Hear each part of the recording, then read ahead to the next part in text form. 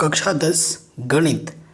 आज हम स्टार्ट कर रहे हैं और मैं आपको पूरी गणित अच्छे तरीके से सॉल्व कराऊंगा। ठीक है, आज के इस वीडियो में इसका जो इंट्रोडक्शन है चैप्टर 1 वास्तविक संख्या, आपके जो सिलेबस में 15 चैप्टर हैं। ठीक है, 15 चैप्टर वास्तविक संख्या से शुरू होकर प्रायिकता पे ख़त्म होती हैं। सो जो वास्तविक संख्या का जो इंट्रोडक्शन है, ठीक है, सिर्फ मैं आपको क्वेश्चन ही नहीं समझाऊंगा, इसका जो फुल कॉन्सेप्ट है वो भी मैं बताऊंगा। ठीक है, सिर्फ रटवाना मेरा मकसद नहीं है, मेरे को समझाना मेरा ज़्यादा फोकस रहेगा। चीज़ों को जब आप समझ जाओगे तो चीज़ें आपके लिए आसान हो जाएंगी और हम चीज़ों को आराम से कर पाएंगे। ठीक है, अभी प्रश्नावली 1.1 पे आएंगे। उससे पहले जो बेसिक जो ज़रूरत है, जो चीज़ें हमें जाननी चाहिए वास्तविक संख्या के बारे में, वो हम जान लेते हैं। फटाफट से एक बार उस पर नज़र डालते हैं। देखो, अगर संख्याओं की बात की जाए, संख्याएं तो ये दो तरह की होती हैं। ठीक है, कितने तरह की होती हैं? 2 तरह की। नंबर 1 और यहाँ पर लिख दो नंबर 2। पहले नंबर पे जो आती है वो आती है वास्तविक संख्या, जिसके बारे में हमें पढ़ना है। और आपके मन में आ रहा हो भाई ये दूसरा कौन सा है? दूसरी संख्या होती है काल्पनिक संख्याएं। ठीक है, काल्पनिक संख्या वो संख्या है जिनका कोई अस्तित्व नहीं होता है, उसे हम काल्पनिक संख्या बोलते हैं। ठीक है, अस्तित्व कैसे नहीं होता है वो भी मैं आपको एक एग्जांपल देके बताऊंगा। और ये जो सिलेबस में आपके नहीं है, ये आप क्लास 11th में पढ़ोगे अगर आप मैथ्स लेते हो। काल्पनिक संख्याओं के बारे में डिटेल में जानने को मिलेगा आपको चैप्टर नंबर 5 कक्षा 11 की जो सम्मिश्र संख्या है वहाँ पर आपको देखने को मिलेगा। तो ये हमारे सिलेबस में नहीं है, ये वाला चैप्टर, इसके बारे में हमें नहीं पढ़ना है। ठीक है, इसका कॉन्सेप्ट मैं आपको थोड़ा सा बता देता हूँ कि क्या नहीं होता है। अगर आपके पास ये बोल दिया जाए कि इसका मान निकालो, x के 2 मान निकालो, तो आप क्या करोगे? माइनस के 2 उधर आके क्या हो जाएगा? प्लस का 2 इधर आके माइनस का 2 हो जाएगा। और x का मान जब निकालने को बोलेगा तो प्लस माइनस अंडर रूट के अंदर माइनस का 2 आ जाएगा। आप बोलोगे सर इसका तो मान हम निकाल नहीं सकते क्योंकि अंडर रूट के अंदर माइनस है। और यही चीज़ यहाँ से ही उत्पत्ति होती है किसकी? काल्पनिक संख्या की। और कक्षा 11 में जब आप जाओगे, कक्षा 11 में जाओगे तो इसका मान भी आप निकाल लोगे। अभी मैं नहीं निकालना सिखा रहा हूँ, अभी हमारा मेन मकसद है वास्तविक संख्याओं के बारे में जानना। वास्तविक संख्या कई प्रकार की होती हैं। ठीक है, पहली संख्या मैं बता रहा हूँ जैसे कि प्राकृतिक संख्याएं। ठीक है, नंबर 2 प्राकृतिक संख्या के बाद पूर्ण संख्याएं।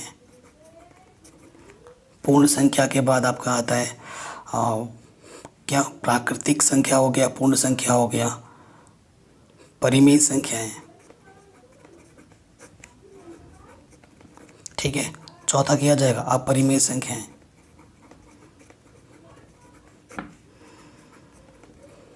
ठीक है, फिर 5वें में क्या जाएगा? पूर्णांक। तो इस तरीके के ये सभी संख्याएं ये वास्तविक संख्याओं में आता है। ठीक है, ये क्या आता है? वास्तविक संख्याओं में आता है। प्राकृतिक संख्याओं के बारे में आपको पता ही होगा। अगर मैं पहले नंबर पे बात करूं, एग्जाम्पल में दूं आपको पहले वाले पे, प्राकृतिक संख्याएं। ठीक है, इन देखो सिर्फ चीज़ों को रटना नहीं। आप अगर आप बोलोगे कि मेरे को सिर्फ मार्क्स चाहिए, मेरे को बस नंबर से मतलब है, तो ये चीज़ छोड़ दो, कोई ज़रूरत नहीं है। लेकिन जब तक आप चीज़ों को सीखोगे नहीं, आगे चल के आपके छोटे भाई बहन होंगे, आप अगर कभी टीचर बने, आपसे अगर स्टूडेंट क्वेश्चन पूछे सर बताओ ये क्या होता है वो क्या होता है, तो आप तो बता नहीं पाओगे। तब आपको खुद से होगा कि काश मैं चीज़ों को सीखता, काश मैं सिर्फ रटता नहीं तो मैं आज भी इनको बता पाता। तो उसीलिए मैं आपको समझा रहा हूँ। ठीक है, इन सब का नॉलेज होना बहुत ज़रूरी है हमारे लिए। हमेशा मैथ्स में चीज़ों को सीखने के लिए जाओ, रटने के लिए नहीं। और मैथ्स बहुत ही सिंपल होती है, अगर आपके कॉन्सेप्ट सही होंगे तो मैथ्स आपको बहुत ही सिंपल लगेगी।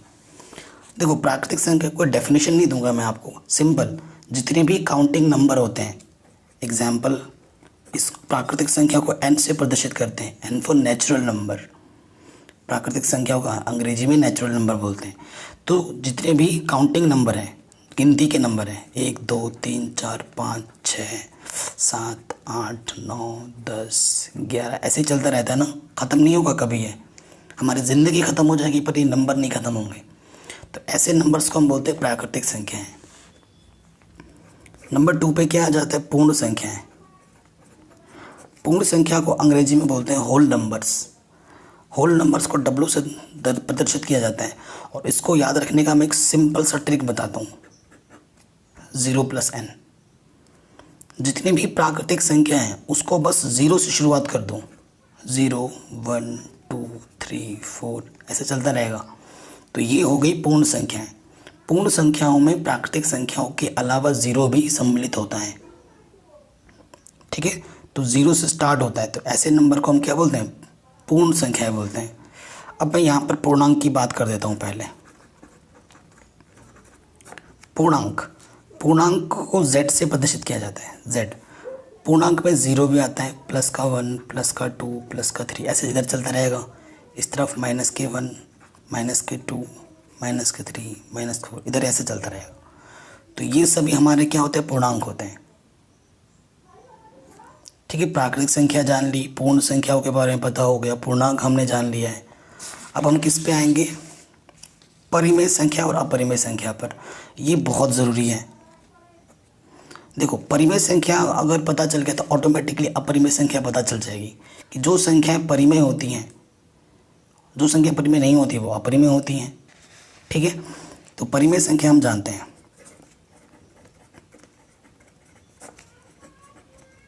परिमेय संख्या प्रत्येक संख्या जिसे हम p/q के रूप में लिख सकते हैं, प्रत्येक संख्या जिसे हम p/q के रूप में लिख सकते हैं जहाँ q का मान कभी 0 नहीं हो सकता, वह p व q पूर्णांक होते हैं। क्या होते हैं, पूर्णांक होते हैं। वह जो p और q का अगर आप HCF निकालो, है ना, एक होता है LCM, एक होता है HCF। अगर p और q का आप HCF निकालो तो क्या आना चाहिए, 1। जो संख्याएं इन चीज़ों को संतुष्ट करती है उसे ही हम क्या बोलेंगे, परिमेय संख्या बोलेंगे।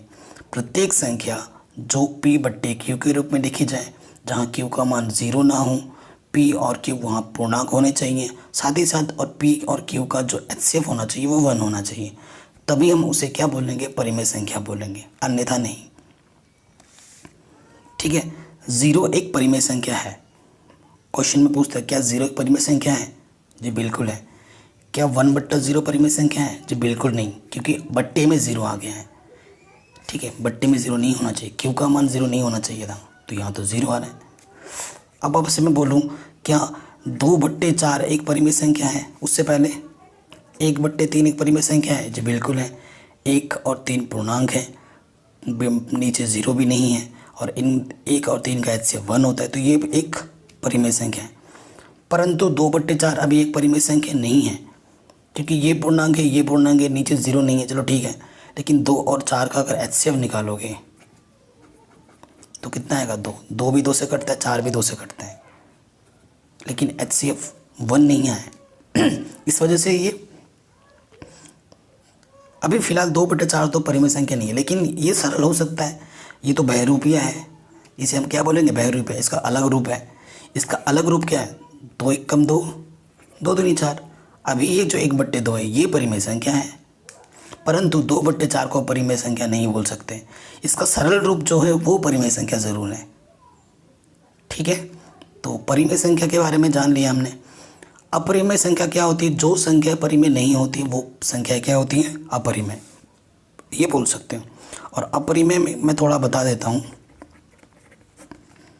ठीक है। अपरिमेय संख्या क्या होता है, और जितनी भी अभाज्य संख्या है, अभाज्य संख्या आप जानते हैं ना, अभाज्य संख्या जो सिर्फ स्वयं से कटे, स्वयं से विभाजित हो और 1 से विभाजित हो, अगर उसका सिर्फ अंडर कर लोगे, कोई भी अभाज्य संख्या जैसे √2 √3 √5 √7, ये सभी क्या हैं, अपरिमेय संख्या हैं।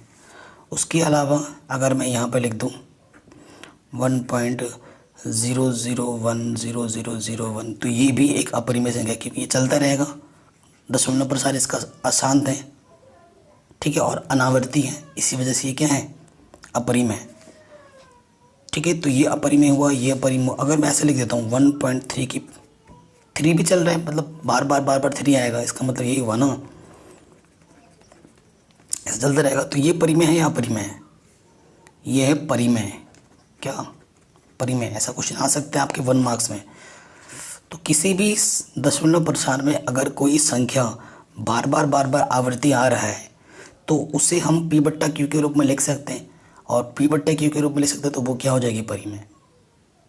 ठीक है, ये अशांत है लेकिन आवृत्ति है, आवृत्ति होने के कारण ही ये क्या हो जाएगा, परिमेय संख्या हो जाएगी। इतना आगे समझ में परिमेय अपरिमेय के बारे में। अब थोड़ा और जानकारी मैं बताना चाहता हूँ जो आपके यहाँ पर है। एक परिमेय है आपका यूक्लिड विभाजन प्रमेय। ठीक है, यूक्लिड विभाजन प्रमेय के बारे में हमें जानना बहुत ज़रूरी है। मैं कोई भी चीज़ रटवाऊंगा नहीं, समझाऊंगा ओनली। तो यूक्लिड विभाजन क्या कहती है भाई, आपके पास अगर दो नंबर हैं ए और बी, अगर आपके पास दो नंबर हैं, यूक्लिड विभाजन ने क्या कहा, यूक्लिड ने क्या कहा, अरे भाई अगर तू दो नंबर लेता है, मान ले कि ए नंबर बी से बड़ा है, ये जो नंबर है बी से बड़ा है, तो बड़े वाले नंबर को किस प्रकार से लिख सकते हैं, बी क्यू प्लस आर के रूप में लिख सकते हैं, जहाँ इस आर का जो मान होगा वो हमेशा इस बी से छोटा होगा और ज़ीरो या ज़ीरो से बड़ा होगा। ठीक है, इसने ये बोला यूक्लिड विभाजन में अगर आपके पास दो संख्याएं हैं ए और बी, अगर ए बड़ा है तो ए को हम लिख सकते हैं बी क्यू प्लस आर के रूप में, जहाँ आर का मान हमेशा बी से छोटा होगा या ज़ीरो से बड़ा होगा। ठीक है, और ये क्यू क्या है, क्यू है आपका भागफल, आर है आपका शेषफल। ठीक है, तो मैं आपको दो उदाहरण लेके समझाता हूँ, एक उदाहरण लेके समझाता हूँ, दोनों ही एक से ही समझ में आ जाए। एक संख्या मैंने लिखी 5 और एक संख्या मैंने लिखी 2।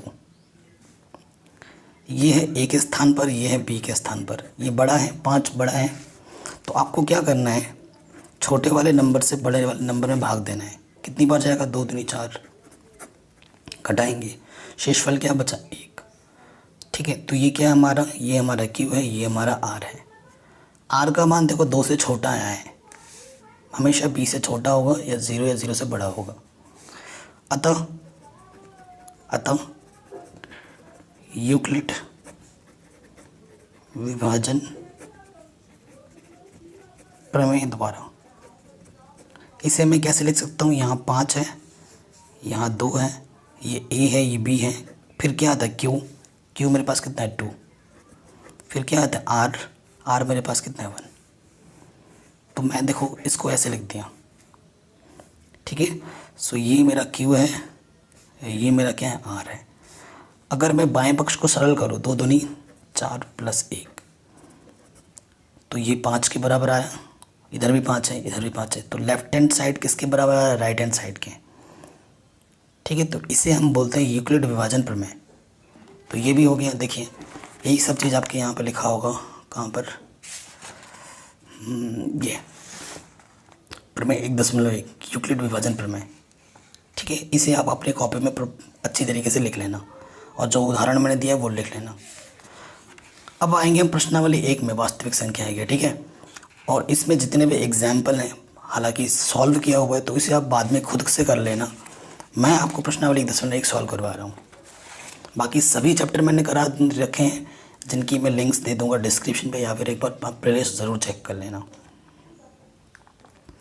देखो, 2 चीज़ आप छोटी क्लासों से सीखते आए हो, पढ़ते आए हो, क्या क्या है वो 2 चीज़ें, एक है HCF, एक है LCM, है ना। HCF निकालने का जो गुणनखंड विधि है वो छोटी क्लासों से पढ़ते आए हो, लेकिन यहाँ पर किस विधि का उपयोग करना है, प्रश्न 1 नंबर में क्या बोल रहे हैं, निम्नलिखित संख्याओं का HCF ज्ञात करने के लिए यूक्लिड विभाजन एल्गोरिथम का प्रयोग कीजिए। बड़ा शानदार। ठीक है, तो हमें क्या बोल रहे हैं, यूक्लिड विभाजन से हमें क्या निकालना है, HCF निकालना है। तीनों का करेंगे, पहला क्वेश्चन भी इम्पोर्टेंट है, तीनों के तीनों इम्पोर्टेंट है, कोई सा भी एग्जाम में पूछा सकते हैं। ज़्यादा इम्पोर्टेंट आपका पहला और तीसरा है, हालांकि तीनों ही इम्पोर्टेंट है, कर लेना। पहला वाला करते हैं, 135 और 225 है। ठीक है, हमें क्या दे रखा है, 135 व 225। ठीक है, हल में आ जाओगे, हल लिखोगे यहाँ 225 बड़ा है 135 से, बड़ा है तो यहाँ के लिख दोगे यूक्लिड विभाजन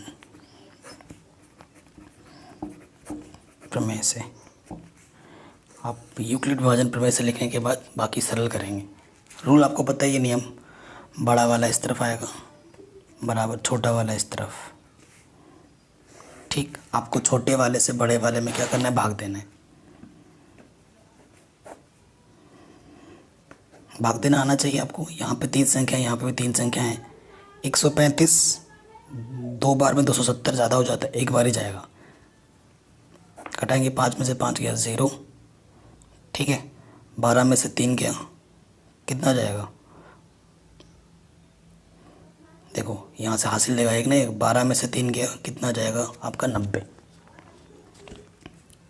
ठीक, सो कितनी बार गया, एक बार, और शेषफल कितना बचा, 90। ठीक, अब क्या करना है आपको, इसको और इसको लेना है। तो यहाँ पर अगर एकदम ढंग से लिखना चाहो तो ऐसे लिख सकते हो, चरण 1। ठीक, फिर यहाँ पर लिख देना चरण 2। चरण 2 में क्या होगा, 135 इधर आ जाएगा, 90 इधर। अब आपको क्या करना है, 90 यहाँ लिखना है और 135 यहाँ लिखना है। 90 एकम 90, 90 दूनी 180 ज़्यादा हो जाता है। घटाएंगे तो कितना जाएगा, 45। सो 90 एकम 90 कितना बचा, 45। ठीक, अब देखो यहाँ पर क्या है हमारे पास, एक यहाँ है, एक ये नंबर यहाँ है। सो अब क्या लिखोगे आप, चरण 3, तो यहाँ 90 आ जाएगा, यहाँ 45 आ जाएगा। ठीक है, 45 से भाग देना है किसमें, 90 में। 45 दूनी 90, हमें तब तक भाग देना है जब तक कि शेषफल क्या ना आ जाए 0। आ गया 0, कितनी बार गया, 2 बार, और शेषफल क्या आ गया, 0। वो संख्या देखनी है अंतिम जिससे आपने भाग दिया है, लास्ट किससे आपने अंतिम बार भाग दिया था, 45 से, या फिर शेषफल 0 आया उसके जस्ट ऊपर वाला देखो। ठीक है, ये लिख देंगे हम। ठीक है, तो अंतिम शेषफल 0 है व भाजक कितना है, 45 है अंतिम। अतः हमारे पास HCF क्या हो जाएगा, अतः HCF क्या होगा, 45। HCF किसका किसका, 135 और 225 का, कितना आ जाएगा, 45 आंसर। ठीक है, आराम से हो गया, कोई दिक्कत नहीं है ये। तो इसी तरीके से हमें सारे प्रश्नों को हल करना है। नंबर 2 पे आते हैं। नंबर 2 पे हमारे पास है 196 और 38220। ठीक है, ये नंबर है, तो वही चीज़ लिखेंगे हल में। यहाँ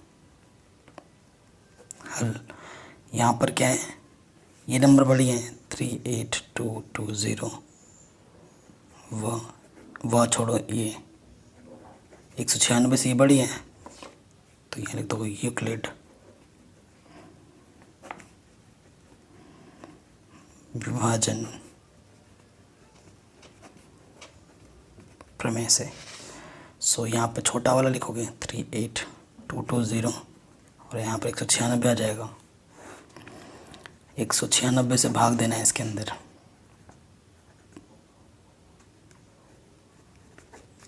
ठीक है, 38220, 3 डिजिट यहाँ लेंगे तो देखो ये 400 के आसपास है, ये 2 बार में इससे ज़्यादा हो जाएगा तो एक ही बार जाएगा। 196 एक 196 घटाएंगे।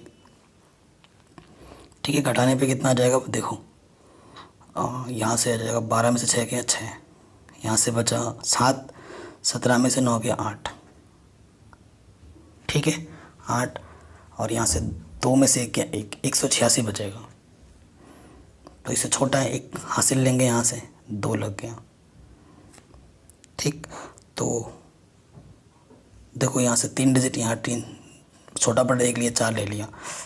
अब देखो ये 1800 है और यहाँ पर ये 200 के आसपास है, तो 2 नंबर 1800 से ज़्यादा है तो 9 बार जाएगा, ये आइडिया लग गया। 9 छक 54, हासिल लगा 5, 9 नम 81, 81 और 5 86, हासिल लगा 8, 9 एकम 9 और 8 17, घटाएंगे तो 12 में से 4 गया 8, और इसने हासिल दिया था 15 में से 6 गया 9, सिर्फ 98 बचेगा। ठीक है, और यहाँ से 0, तो ये 1000 के आसपास है, 5 बार जाएगा। 5 छंग 30, हासिल लगा 3, 5 नम 45, 45 और 3 48, हासिल लगा 4, 5 एकम 5 और 4 9। तो ये एक ही बार में सरल हो गया, क्योंकि शेषफल ये मेरे को 0 दे रहे हैं। कितनी बार भागफल गया? 195 बार। शेषफल क्या आ गया? 0। एक ही चरण में सॉल्व हो गया पूरा। तो रूल क्या कहता है? जिस संख्या से आपने अंतिम बार भाग दिया था 196, चूँकि शेषफल हमें क्या मिल गया यहाँ पर? शेषफल 0, व भाजक शेषफल 0 किस भाजक पर मिला मेरे को? 196 भाजक पर। अतः जो HCF होगा वो क्या होगा? 196 होगा। ये हमारा उत्तर हो जाएगा यूक्लिड विभाजन प्रमेय से HCF। ठीक है, क्वेश्चन नंबर 2 भी हमारे आराम से बन गया। अब आ जाओ क्वेश्चन नंबर हमारे किस पार्ट पे? इसके थर्ड पार्ट पे। थर्ड पार्ट में हमें दे रखा है 867 और 255। ठीक है, तो यहाँ लिखेंगे यूक्लिड विभाजन प्रमेय से। ठीक, उसमें क्या होता है कि ये 2 नंबर में बड़ा कौन सा है? 867 बड़ा है किससे? 255 से। अतः चरण 1 में क्या करोगे? स्टेप 1 में 867 यहाँ लिखोगे, बड़ा वाला इस तरफ, छोटा वाला इस तरफ।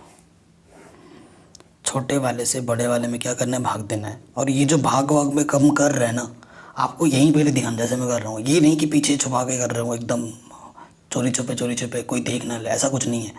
जो भी काम कर रहे हो सामने कर दूँ, एग्जामिनर को भी पता चलेगा कि भाई जिसने ये किया है उसको पता है, उसे रट्टा नहीं मारा है। तो ये सब जो कैलकुलेशन है वो आप यहीं करो, एग्जामिनर को दिखाते हुए कि भाई पता चले। ठीक है, चोरी छुपे पीछे पीछे मत करने लग जाना, सामने सामने ही करना है। तो यहाँ पर 3 अंक है, यहाँ पर भी 3 अंक लेंगे, तो कितनी बार जाएगा? है ना, वो देखिए कितनी बार जाएगा। आइडिया लग रहा है 3 बार जाएगा। 25 या 75 ना, 3 बार जाएगा।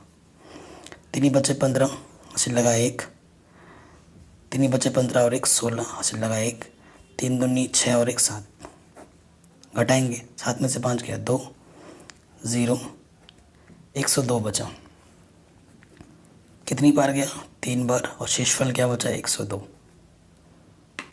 ठीक, अब इसमें और इसमें बात करेंगे। अब यहाँ लिखोगे अब चरण 2। चरण 2 में क्या जाएगा? ये वाला नंबर इस तरफ, ये वाला नंबर इस तरफ। फिर क्या करोगे? 102 से भाग देना है 255 में। 2 बार जाएगा, पता लग रहा है क्लियरली। 2 दूनी 4, 2 0 0, 2 एकम 2, घटाएंगे तो क्या जाएगा? 1 5, 51 आ जाएगा। तो 2 बार गया और शेषफल क्या बचा? 51। यहाँ से लेंगे चरण 3। ठीक है, चरण 3 ले लिया। चरण 3 में क्या होगा? 102 इधर आएगा, 51 इस तरफ। अब हमें क्या करना है? 51 से भाग देना है 102 में। 51 दूनी 102, शेषफल क्या गया? 0। 2 बार गया था और शेषफल 0 आ गया। हमें तब तक करना होता जब तक कि शेषफल क्या ना जाए? 0। 0 के जस्ट ऊपर वाला क्या? आपका HCF होता है। तो HCF क्या हो जाएगा? HCF हो जाएगा 51 आंसर।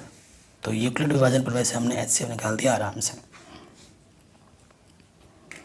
ठीक है, ये क्वेश्चन भी हमारा इजीली बन गया। चलिए अब आगे आते हैं नेक्स्ट क्वेश्चन पे। एक होता है यूक्लिड विभाजन प्रमेय और एक होता है यूक्लिड विभाजन लेम्मा। ठीक है, सेकंड वाला क्वेश्चन लेम्मा से सॉल्व होगा। कह रहे दर्शाइए कि ये क्वेश्चन काफ़ी इंपॉर्टेंट है, ये पहले दो क्वेश्चन काफ़ी इंपॉर्टेंट थे। कह रहे दर्शाइए कि कोई भी धनात्मक विषम पूर्णांक 6q+1, 6q+3 या फिर 6q+5 के रूप का ही होता है जहाँ q कोई पूर्णांक है। ठीक है, ये क्वेश्चन हमें दे रखा है। प्रश्न को हमें ढंग से देखना है, काफ़ी इंपॉर्टेंट है। हमें बताना है कि विषम पूर्णांक 6q+1, 6q+3 और 6q+5 का होता है, यही बोला है। देखो लॉजिक क्या लेना है, लॉजिक सोचने का लॉजिक। आप सोचोगे कैसे, किस रूप में? 6q+1, 6q+3, 6q+5। आपको पता है ए इसका क्या होता है, BQ+R। तो यहाँ बी के प्लेस पे देखो क्या है, 666 फिक्स है। तो ये मेरे को लॉजिक लग गया। तो मैं क्या लिखूँगा, माना ए एक विषम पूर्णांक है जो, यहाँ 6 बोला था ना, तो 6 लेना, जो 6 से बड़ा है, अर्थात b का मान क्या आ जाएगा, 6। अतः जब b का मान 6 है तो अतः शेषफल जो होगा, अतः शेषफल 6 से कम होगा। यानी कि शेषफल r का मान क्या होगा, या तो 0 होगा, 1 होगा, 2 होगा, 3 होगा, 4 होगा, 5 होगा। 6 से कम होगा, इतने ही होंगे। तो कितने केस बने, 1 2 3 4 5 6 केस बन गए। अब 6 केस पे आपको बात करनी है। अब आप क्या देखो यहाँ पर, यूक्लिड विभाजन प्रमेय से, यूक्लिड विभाजन प्रमेय से क्या होता है, A = BQ+R। यही होता है कि नहीं होता है। अब हमारे पास केस वन क्या है, देखो केस 1 B तो 6 फिक्स है, 6q, R केस 1 में कितना है, 0। केस 1 में क्या लिखोगे यहाँ पर, जब R का मान क्या है, 0 है, ऐसे लिख देना। तो A का मान क्या आ जाएगा, 6q। ये क्या होगा, 6q क्या होगा, 6q होगा आपका एक सम संख्या। 6q क्या होगा, एक सम संख्या होगा। क्योंकि कोई भी q पूर्णांक हो, q कोई भी पूर्णांक हो, उसे 6 से गुणा करने पर, क्योंकि कोई भी संख्या हो, चाहे वो q आपका विषम हो या सम हो, किसी संख्या को सम से गुणा करने पे वो सम बन जाता है। 6 से गुणा करने पर सम संख्या बन जाती है। ठीक है, आप चाहो तो उदाहरण के रूप में देख सकते हो। मैं आपको एक उदाहरण दे रहा हूँ। मैंने q ले लिया है 3 और एक बार q ले लिया है 5, या और एक बार ले लिया है 6। इनको सबको मैं 6 से गुणा कर दे रहा हूँ। तो देखना क्या बनता है, 6 3 18 सम संख्या, 5 चंग 30 सम संख्या, 6 चंग 36 सम संख्या। तो विषम संख्या हो या सम संख्या, उसको अगर सम संख्या से गुणा करोगे तो हमेशा क्या बनेगा, सम संख्या। तो ये जो 6q है, तो ये क्या है, एक सम संख्या। और सम संख्या में विषम जोड़ने पे क्या आता है, विषम छोटी क्लासों में पढ़ा है आपने। अब आप लिखोगे केस 2। देखो इतना डिटेल में समझा रहा हूँ मैं, एकदम डीप एक्सप्लेनेशन के साथ। केस 2, जब r का मान क्या ले लोगे, 1, तो ये तो फिक्स है, ये बराबर क्या हो जाएगा, 6q, और r की जगह पे क्या रख दोगे, 1। तो ये 6q क्या है, सम, एक क्या है, विषम। तो सम और विषम क्या होता है, विषम। तो विषम आ गया, तो ये जो 6q+1 होगा, ये क्या होगा, विषम होगा। ठीक है, फिर केस 3, A = 6q+2, तो ये क्या होगा, सम प्लस सम यानी कि सम। ठीक है,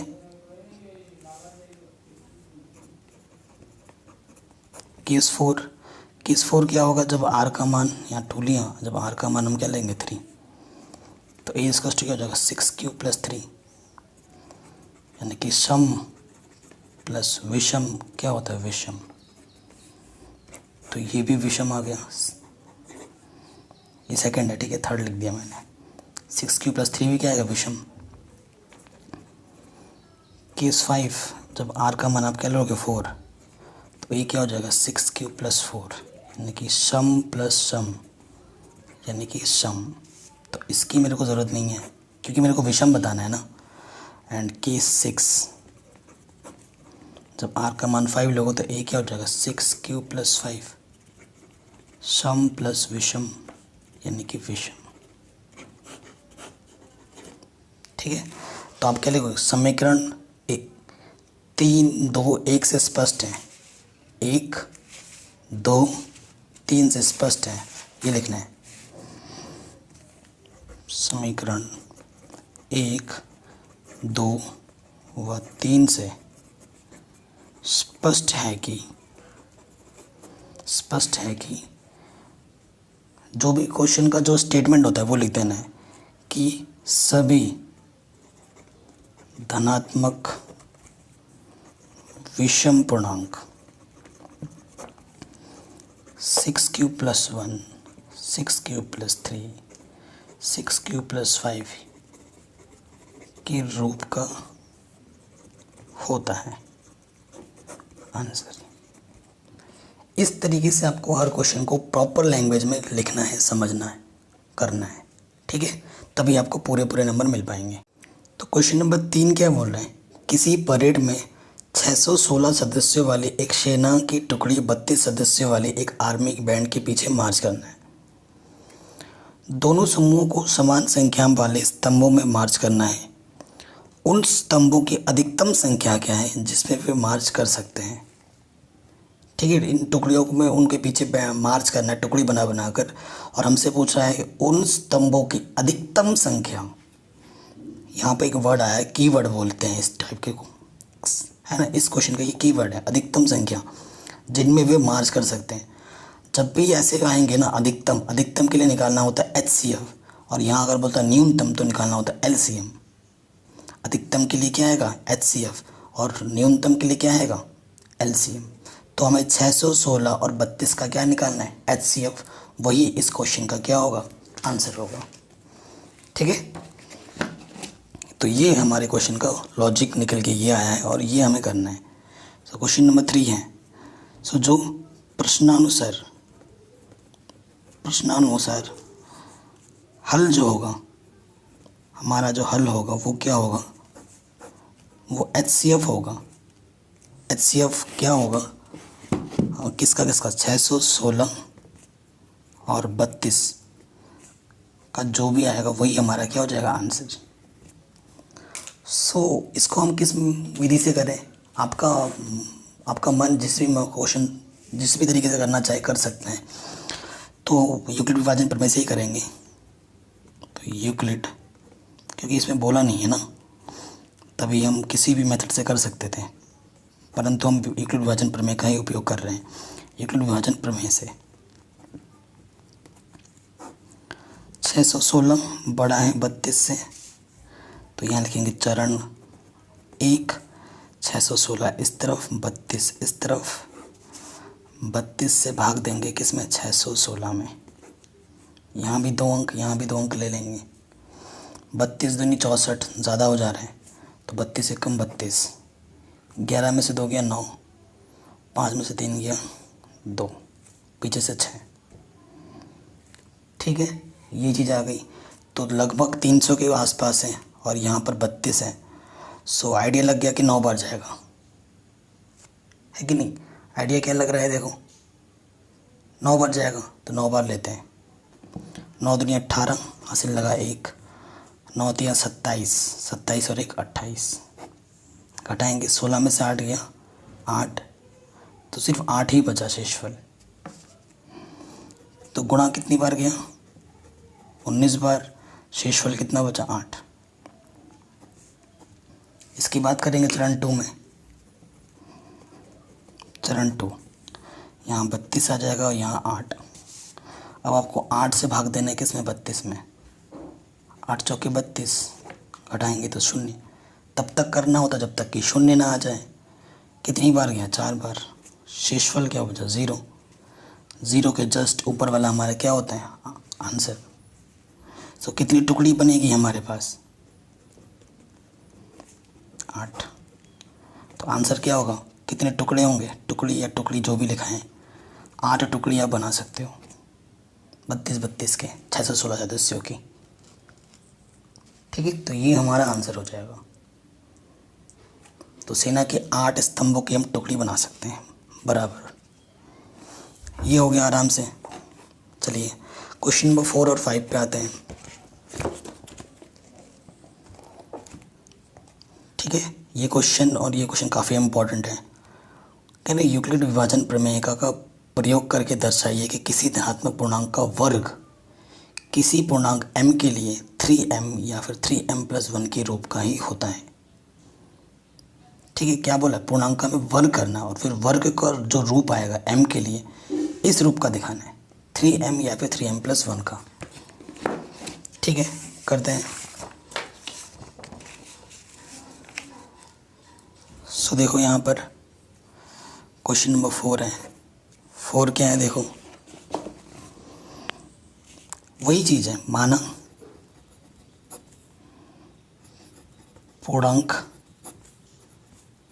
a के लिए। ठीक है, पूर्णांक a के लिए है 3m या 3m+1 है। तो यहाँ b क्या हो जाएगा, यहाँ b हमें लेना पड़ेगा 3। वह अर्थात जो r होगा वो 3 जगह में होगा, यानी कि 0 1 2 होगा। ये पता लगा हमें। अब फिर क्या लिखोगे यहाँ पे, यूक्लिड विभाजन प्रमेय से ए इसका क्या होता है, बी के प्लस आर होता है ना। तो फिर से वही चीज़, केस 1 क्या है, जब आर का मान आप 0 लोगे तो देखो ए तो चलो फिक्स है, बी हमारा कितना है 3 है, और क्यू की जगह क्वेश्चन में एम बोल रहे हैं तो एम ले लेते हैं, और आर पहले केस में क्या लेना 0। तो ए इसका 3m। अब बोलोगे आंसर आ गया, गलती कर रहे हो आप, क्योंकि स्क्वायर बोला है, स्क्वायर तो अभी तक किया ही नहीं हमने। अब यहाँ पर लिखोगे स्क्वायर करने पर, यानी कि वर्ग करने पर। वर्ग जब हम कर देंगे वर्ग, ये हो जाएगी, तो ए स्क्वायर क्या हो जाएगा, 3 का वर्ग 9 m²। तो यहाँ से आप क्या कर सकते हो, 3 उभयनिष्ठ ले सकते हो। 3 3 9 माना, ये जो 3m² को आप क्या मान लो, m मान लो। तो ए स्क्वायर क्या आ गया 3m का रूप। यही तो मैं बताना था, या तो 3m आएगा या फिर 3m+1 के रूप का आएगा। केस 1 में हो गया। केस 2, जब r का मान आप क्या ले लोगे 1, तो a इसका क्या हो जाएगा 3m+1। फिर क्या करोगे, वर्ग करने पर। तो वर्ग करने पर हमारे यहाँ पर क्या हो जाएगा, a² 3m+1 का। ये आपको सूत्र पता है, a + b का वर्ग क्या होता है, a का वर्ग b का वर्ग 2ab। इस सूत्र से इसको हम खोल देंगे, a का वर्ग b का वर्ग 2a × b। ठीक है, तो हम क्या करेंगे, इन दोनों पदों को एक साथ रखेंगे, 3 दूनी 6m और 1 का वर्ग 1। यहाँ से सिर्फ 3m कॉमन निकालेंगे हम, 3।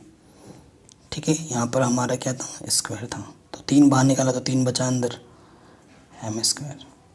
3 दूनी 6 m बचा, इसको m मान लेंगे। माना 3m² + 2m को क्या मान लिया, कैपिटल M।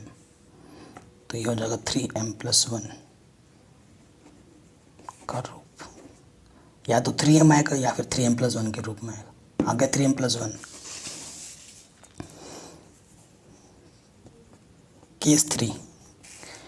केस थ्री में क्या होगा, जब r इजकस टू हमारे पास क्या आएगा, कितना 2, सो a इजकस टू क्या हो जाएगा 3m+2। फिर हमें क्या करना पड़ेगा, वर्क करना पड़ेगा।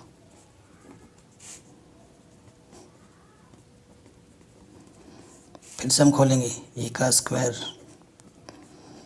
b का स्क्वायर 2ab, ठीक है। सो देखो इसको मैं कैसे लिखूँगा, ये हो जाएगा 9m², 2 दूनी 4 थी 12 m, 2 का वर्ग 4, 4 को मैं लिख सकता हूँ 3+1, ठीक है। तो यहाँ से लेकर यहाँ तक 3 उभयनिष्ठ हैं, 3 तिया 9 m², 3 चौके 12 m, 3 एकम 3, इसको मैं क्या मान लूँगा, m मान लूँगा। तो ये आ गया 3m+1 के रूप, इसे मैं समीकरण 3 मान लेता हूँ। तो आप क्या लिखेंगे, समीकरण 1, 2 तथा 3 से यह स्पष्ट है कि किसी भी संख्या, किसी भी धनात्मक पूर्णांक का वर्ग करने पर 3m या 3m+1 के रूप का आता है। बस ये लिख देना है, ये आपका क्या हो जाएगा, आंसर हो जाएगा, ठीक है। ये प्रॉब्लम में आपका आराम से बन गया, कोई दिक्कत नहीं है। नेक्स्ट क्वेश्चन 5वां इंपॉर्टेंट है काफ़ी। कह रहे यूक्लिड विभाजन प्रमेयिका का प्रयोग करके दर्शाइए कि किसी धनात्मक पूर्णांक के लिए, किसी धनात्मक पूर्णांक का घन, अब वो वर्ग कर रहा था, ये घन करना है हमें, घन करने पर m 9m+1 या 9m+8 के रूप का आता है, ठीक है। अब की बार आपको घन करना है, तो आप देख रहे होंगे 9 9, तो देखो 9 9 करके करोगे तो क्वेश्चन बहुत लंबा चला जाएगा। अगर आप b को 9 मान लोगे ना तो क्वेश्चन बहुत ही लेंथी हो जाएगा। थोड़ा सा इसमें एक ट्रिक है, माना जो धनात्मक पूर्णांक है, माना धनात्मक पूर्णांक a है, वह जो b है, b को हम क्या मान लेते हैं, 3 मान लेते हैं। 3 क्यों माना है, इससे 3 मानने पे r के मान 0 1 2 आएंगे, केस कम हो जाएगा, और साथ ही साथ 3 का वर्ग करने पे 9 आता है और घन करने पे 27 आता है, यानी कि 9 के मल्टीपल्स आ रहे हैं, 9 के गुणनफल के रूप में आ रहा है ना, इसलिए हमने इसको ऐसा माना है। माना धनात्मक पूर्णांक a है वह b 3 है, अर्थात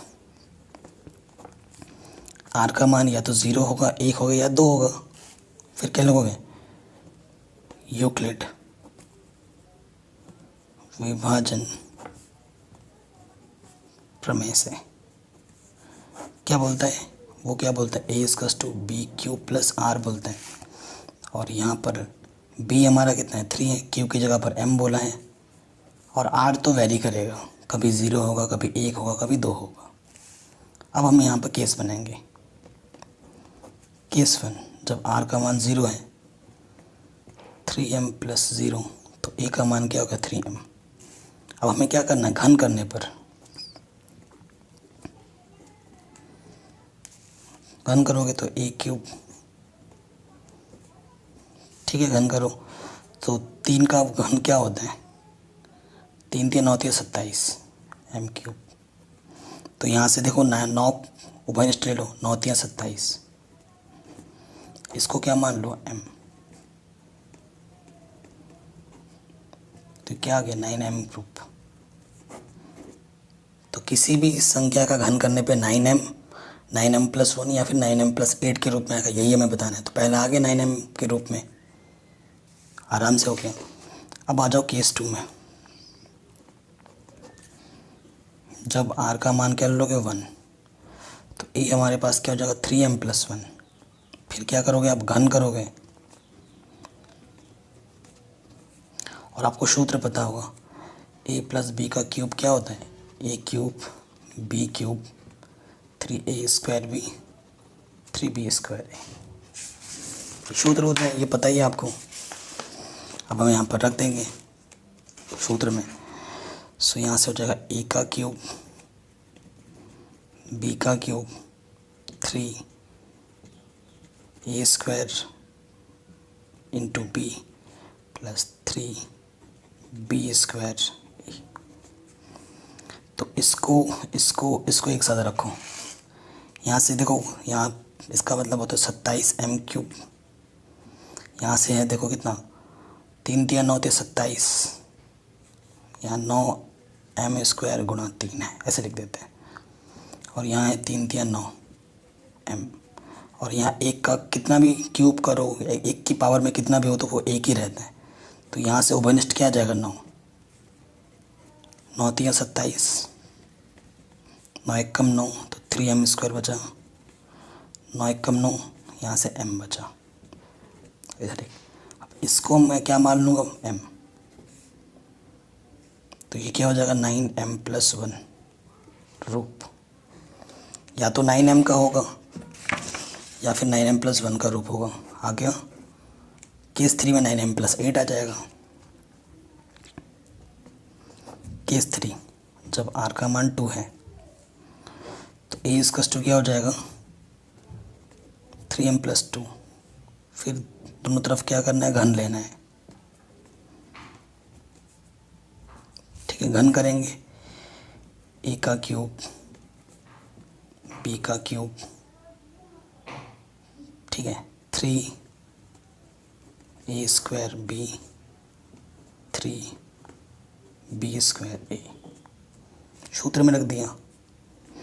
यहाँ से 27m³, 8, 3 3 9, 9 दूनी 18 m², 3 3 9, 9 चौको 27, 9 चौको 36।